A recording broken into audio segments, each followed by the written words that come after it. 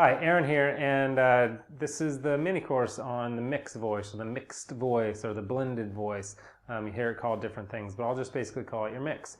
Your mix, first of all, I want to talk about what it is. I want to talk a little bit about why and all that. So first of all, what is it? Your mixed voice is a blend between your head and your chest voice, okay? So you have your head resonator, your chest resonator, your head voice, your chest voice, and then you have this kind of middle section that a lot of people have trouble with bridging, first of all, that middle section. A lot of times when they sing, they have trouble, cracking or breaking around that transition area. So developing the mixed voice will not only help correct that kind of crack break area, but it'll give you one nice long blended voice, and it'll give you this mid voice that will help you hit higher notes with more power. You'll have like the power of the chest voice with the higher notes of the head voice.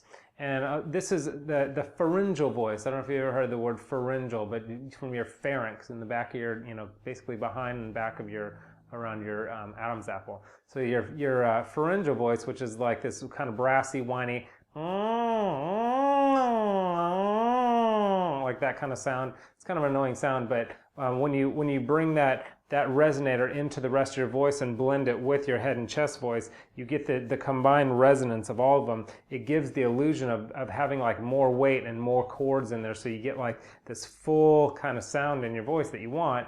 But you can also hit higher notes with it. So that's part of what is good about the mix, or just your mixed voice.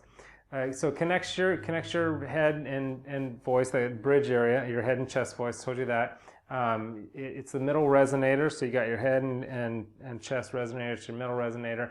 It's also just the pharynx sound, the kind of that brassy sound. That actually is a good vocal therapy and relaxes and kind of restores your voice when you've maybe been yelling too much or pushing too hard when you're singing. So that pharyngeal sound will actually help you with that as well. It'll give you more color and more character. This pharyngeal, this whole mixed voice will give you more color and more character in your voice, which is always a good thing. Let's see, what else? Sound quality is more important than volume. That's the last thing I want to say just about the mixed voice. When you're using this middle resonator, this pharyngeal kind of sound, or anywhere in your mix, you have it'll be more of a resonant sound, like I said, and the sound quality will kind of push through and give you a bigger, fuller sounding voice. So it's not, I think a lot of people have like, I want this really powerful voice, and they think in order to have a powerful voice, I've got to just sing really loud and use a lot of air. But that's actually going to blow your voice out, and that's appropriate sometimes, but generally it's more about pulling in resonators all together and getting a big, full, deep, rich sound quality that sounds huge, and you're not having to necessarily push it and force a lot of volume out. So that's kind of a little bit of what and why, a little scattered, but that's the basic idea of what the mix is and why it's important. So